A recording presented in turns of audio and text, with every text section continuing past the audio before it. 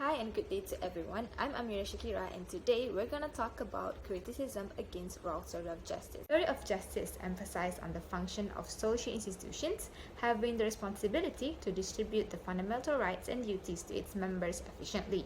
Justice in Rawls' perspective is regarded as fairness. In this theory, people is put in their original position but is aided by the veil of ignorance. It is a condition that blinded people to all their personal characteristics such as age, ethnicity, sex, income level, which would otherwise cause bias. Rawls' theory came up with two principles of justice, which are the principle of equal liberty and the principle of equality.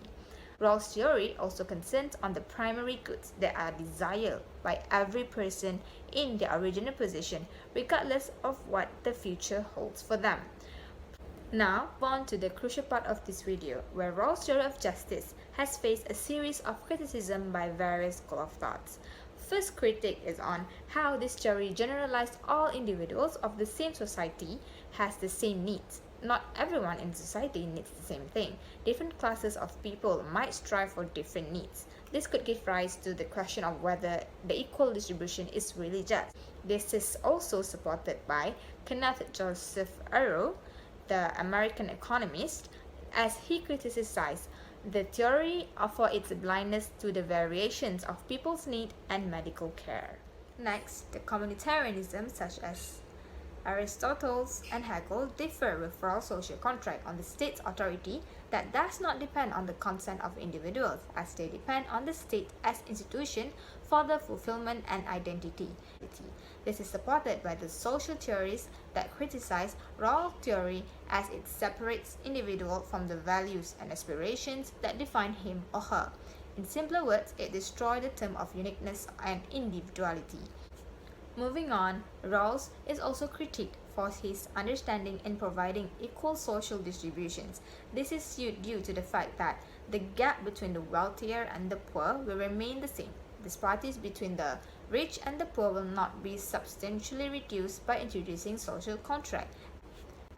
This relates to another critique by the school of Marxism on socioeconomics analysis, where Rawls only creates the theory of justice from existing practices and forecloses, which could include inequality or injustice in the capitalistic social relations, private property, or market economy. Resulted from that, Rawls' theory is also critiqued from the feminist point of view. They argue that the weakness of Rawls' theory is in accounting for injustice and hierarchies embedded in family relations. As Rawls apply based on the basis of structure of society, no alternative in changing the injustices found in patriarchal social relations. The gendered division of labor and household will remain the same. As for Rawls' concept of veil of ignorance, an article wrote by Robert Paul Wolff titled A Refutation of Rawls' Theorem argues on how Rawls' derivation will not be a success. He criticized the veil of ignorance soon will be lifted as people will soon become aware of their talents, roles in the institution and practices in the society. Next, his theory seems to be unrealistic as not many alternatives were suggested by him in proving his own theory. Some might say that his theory of justice is narrowed down. He never really formulates the criteria in comparing equality and the inequality in distributing the primary goods. This is also emphasized by G.A. Cohen, a Canadian philosopher, on the narrow aspect of applying justice, namely on the social institutions and primary goods.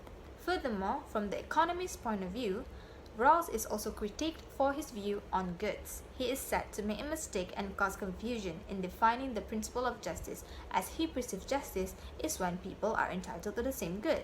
The right could not simply be seen as vulgar object of possession.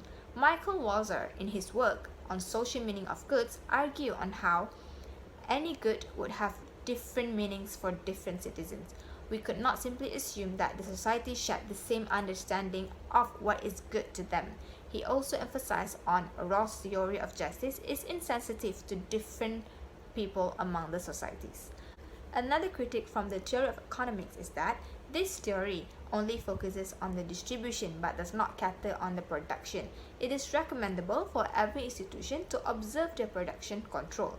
Just distribution shall start from the effective production of goods, which I could also agree with this. This is because we could not simply just give goods to people without the proper study of their actual needs and demands. Last but not least, the egalitarians also argues that Rawls' distribution of justice should not be only focused on distribution of primary goods, but also on how effectively people are able to use the goods to pursue their ends. The usage of goods must also be taken into consideration. Rawls' theory of justice is now incorporated in many laws. A clear example is that the fundamental liberties, which is now included in every law and constitution of all countries all around the globe. As this theory targets to allocate every individual their due share to liberty, rights and freedom, it can simply be seen in our Federal Constitution, Article 5 until Article 12, that caters on right on every citizen of Malaysia. For instance, Article 8 of Federal Constitution had impliedly applies the concept of veil of ignorance, where religion, race, descent, place of birth, or gender are put behind us in receiving the same equal protection of law. The difference principle can also be seen in decided cases, as this principle does not permit a change in social and economic institution that makes life better for those who are already well off, but does nothing for the one who are already disadvantaged. In the case of Ketua Jabatan Alam Sekitar and Kajian Tubek, also known as the Bakun Dam case, we can see how the hydroelectric project in Bakun would deprive the fundamental rights and the livelihood of the native living in the area, regardless of how the dam project would benefit the others. The court held that the forest was fundamental to the lives of indigenous community. After resettlement, each family was provided with 3 acres of land in the resettlement sites as compensation for the lost land in the reservoir area of the dam, where people had free access to the customary land. We can see how the theory of justice is applied in this case. So that is all for me for the Rawls theory of justice, its criticism, and also how it is illustrated by law and decided cases. Thank you so much.